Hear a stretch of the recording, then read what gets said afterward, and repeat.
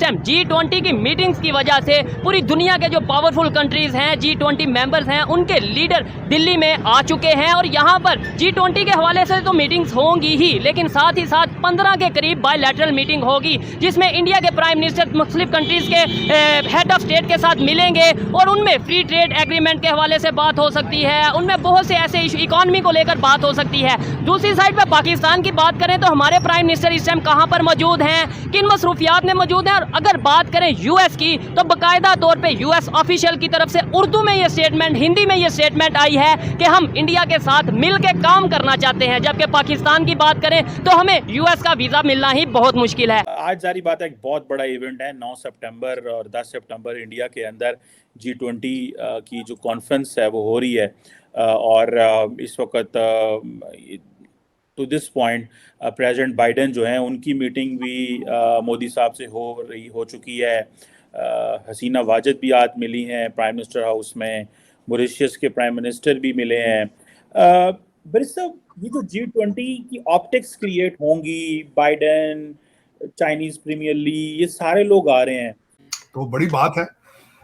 बड़ी तैयारियां हैं, बड़ी गहमा गहमी है, बल्कि मैं हैरान हूँ जो नंबर्स मैंने देखे वहाँ तैयारी की हुई है जो उन्होंने नई दिल्ली में 20 बुलेट प्रूफ गाड़ियां ली गई हैं, 4 फाइटर जहाज उड़ते रहेंगे ऊपर, 1,30,000 सिक्योरिटी के लोग जो हैं वो सिक्योर करेंगे उस एरिया को, 475 जो पुलिस वैन्स हैं वो हैं वहां पे। अमेजिंग जो उन्होंने इसकी सारी तैयारी की है, इट्स अमेजिंग मैं समझता हूँ। जय हिंद दोस्तों, पाकिस्तान ब्रेकिंग न्यूज चैनल में आप सभी का हार्दिक स्वागत।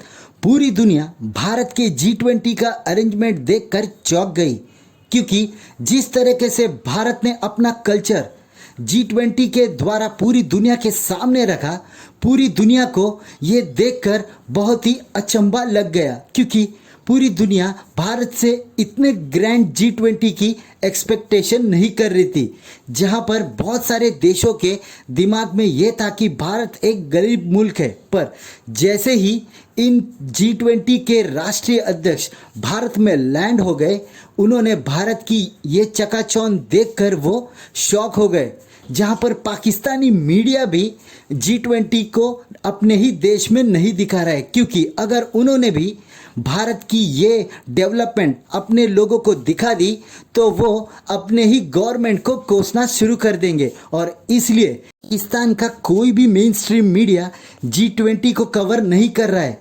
वहीं पर चाइना भी भारत के इस सक्सेस से चलने लगा है और भारत का डेवलपमेंट चाइना को भी हजम नहीं हो रहा है, और इसलिए आप देख सकते हैं कि शी जिनपिंग ने भी भारत आने से मना कर दिया। उनको पता है कि अगर भारत को चाइना के जैसे इम्पोर्टेंस मिलना शुरू कर देंगे तो ये टाइम आ जाएगा कि भारत सभी देशों को टेक ओवर कर लेगा, और इसी जलन के कारण शी जिनपिंग ने भी भारत में होने वाले G20 मीटिंग को स्किप कर दिया।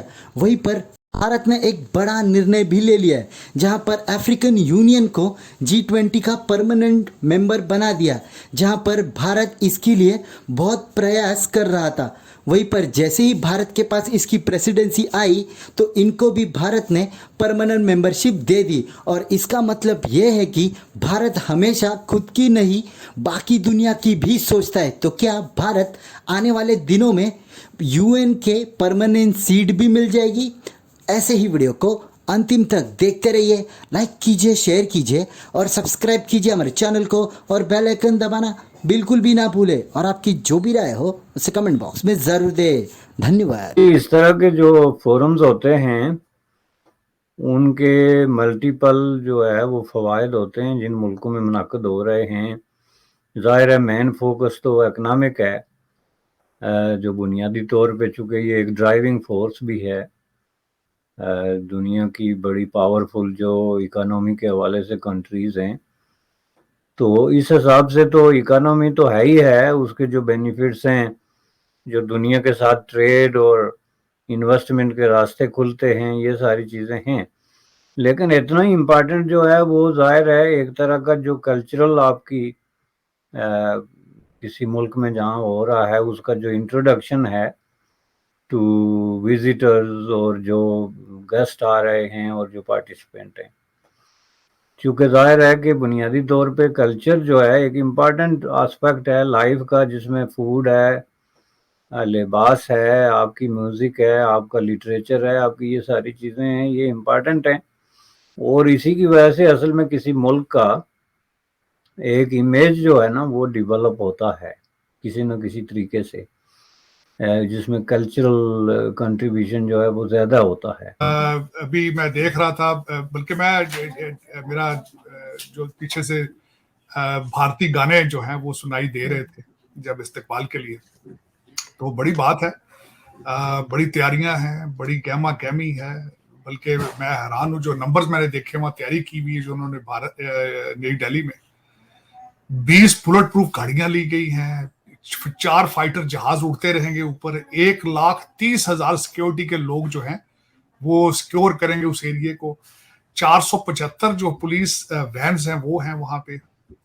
अमेजिंग जो उन्होंने इसकी सारी तैयारी की है, इट्स अमेजिंग। मैं समझता हूँ it's a big honour for South Asia, it's no question about it. बल्कि इसके अंदर जो है कई पॉलिटिकल गेम्स भी जारी हैं। मोदी साहब जो है वो जकार्ता गए कल 9 घंटों के लिए, सुबह 8 से लेकर 6:30 बजे तक। 2 उन्होंने वहां पे कॉन्फ्रेंसेस सेट की, जाके मिले और उन्होंने टोन सेट की इस G20 के लिए, क्योंकि इसके अंदर काफी पॉलिटिकल टर्मोइल भी मौजूद है चाइना और रशिया और वेस्ट की तरफ से। उन्होंने मैरीटाइम समिट भी जाके अटेंड की और आसियान को भी अटेंड किया, और खासकर उन्होंने वहां पे जाके साउथ चाइना सी को एड्रेस किया, जो कि चाइना के लिए बड़ा सेंसिटिव है, और जो खासकर उन्होंने वहां पे मैरीटाइम लॉज रूल्स उनके बारे में बात की। मेरे ख्याल में मोदी साहब वहां पे गए थे थोड़ा अमेरिका को खुश करने के लिए, और मेरे ख्याल में ही वाज वेरी सक्सेसफुल, क्योंकि ये अमेरिका चाहता था कि थोड़ा सा चाइना को दबाया जाए। तो इस हिसाब से मैं समझता हूँ कि वो मौके से एक फ़ायदा उठाया जा रहा है। जो इस तरह के जो इवेंट हैं वो मुनक़्क़द किए जा रहे हैं।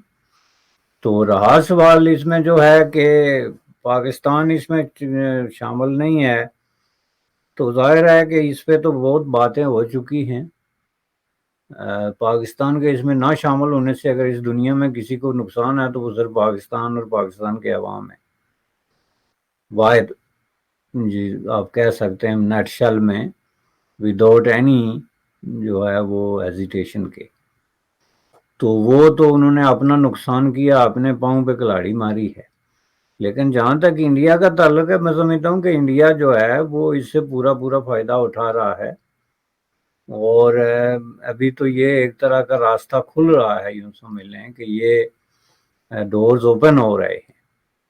और ये महज एक इवेंट नहीं है, बल्कि इस इवेंट के बतन से आगे कहीं इवेंट्स जो है वो पूरे डेलीगेशन साथ आते हैं, हर मुल्क के उनके माशी माहिरीन साथ होते हैं, कल्चरल जो अताशी या इस तरह के लोग होते हैं साथ में। तो वो फिर बहुत सारे चीज़ों के लिए एक स्टेज सेट होता है फ्यूचर में इन सब मुल्कों के दरमियान कोऑपरेशन का। इसमें बात ये नहीं कि सिर्फ मायदे होते हैं ट्रेड और इन्वेस्टमेंट के हवाले से, बल्कि कल्चरल एक्सचेंज, एजुकेशन एक्सचेंज, ये चीज़ें भी इसका एक हिस्सा होती हैं। तो उस हवाले से अगर देखा जाए तो ये जो इसका कल्चरल पहलू ये दिखा रहे हैं, ये गुज़श्ता कई सालों से क्या बल्कि शुरू से इंडिया की पॉलिसी रही है कि अपना जो भी कल्चर है उसको किसी न किसी तरीके से हाईलाइट किया जाए हर इंटरनेशनल फोरम पे। अगर बांग्लादेश वहाँ जा सकता है, ठीक है। बांग्लादेश एटमी ताकत नहीं है, बिल्कुल ऐसे ही है। बांग्लादेश जा सकता है। हाँ। तो हमारे लिए कितनी शर्मिंदगी है कि यार उन्होंने हमको नहीं बुलाया। अगर इमरान खान होता है ये G20 किया, G20, J30, J14, हाँ। ये सारे इजलास इधर ही होने थे। लेकिन पाकिस्तान तो G20 का मेंबर ही नहीं है। 75 जो है ना, हाँ साल हो गए पाकिस्तान को बने हुए। गलती से आजाद हो गए। क्या गलती से आजाद हुए वे, अलहदा हुए थे। अलहदा हुए थे। जो इस चीज में इस मौका थोड़ा की इधर रोशनी में आ जाइए। मुखालफत करते थे ना, ठीक है। वो मेरे ख्याल में वो लोग ठीक थे जो पाकिस्तान बनने की मुखालफत हाँ करते जी। थे। अगर मेरे ख्याल में अगर आज अगर वोट कास्टिंग हो ना किसी भी मुल्क के साथ, खुदा की कसम हम दूसरे मुल्क को ना वोट कास्ट कर देंगे। इंडिया के लिए वोट का इंडिया चांद पर चला गया ना, जी, जी। इंडिया अभी गया है। हाँ। लेकिन हमारे हुक्मरानों ने हमें पहले ही भेज दिया है। हमें उस्मानों पे भेज दिया। हाँ, उन्होंने बोला आसमान पे चले जाओ, अभी तक कुछ भी नहीं है। खान साहब इधर ही है, गाली नहीं मैंने दूंगा। गाली दे रही है। अच्छा। इनको मैं गाली दूंगा। ये मरी मोरन से मैंने गाली देनी है, देखे मेरी बात मैंने को सुने, गाली देनी मेरी बात है सुने। ना ना गाली आपने मेरे सामने मैं किया ना, अब ये मेरी ये आपने स्पीच चलवानी है। इंडिया में बहुत सहूलतें भी हैं, ठीक है ना। यही चीज है जो कि हमें नहीं, हमें यही बताया मैं जाता है। कश्मीरी हूँ, मैं कश्मीरी हूँ। अच्छा। मैंने पहले भी इंटरव्यू दिया था ठीक हो गया। कि जो इंडिया के पास कश्मीर है वो हमसे बेहतर है, अच्छा। लेकिन कश्मीरी एक वजह से मार खाते हैं। क्यों? कि पाकिस्तान कश्मीर बनेगा, पाकिस्तान का नारा लगा के मार खाते हैं वो। अच्छा। ठीक है, यानी ये अगर यही ये- तकलीफ है उनको, और कोई तकलीफ नहीं है, बाकी सब कुछ उनको मिला हुआ है। लेकिन बोलते हम कहते हैं कि हम अजाब में हैं यार, हम मुसीबत में पड़ गए हैं। ठीक है, जो पाकिस्तान साइड कश्मीर पे है। पहले 80% कश्मीरी नारा लगाते थे कश्मीर बनेगा पाकिस्तान, ठीक है। अभी क्यों नारा लगा रहे हैं कश्मीर बनेगा खुद मुख्तार। इनकी कमजोरी है ना, ये तो कहता मैंने कपड़े बेच के आटा सस्ता दूंगा मैं, जो शहबाज शरीफ कहता था ना कपड़े बेचूंगा, और तेरे कपड़े लेने किसने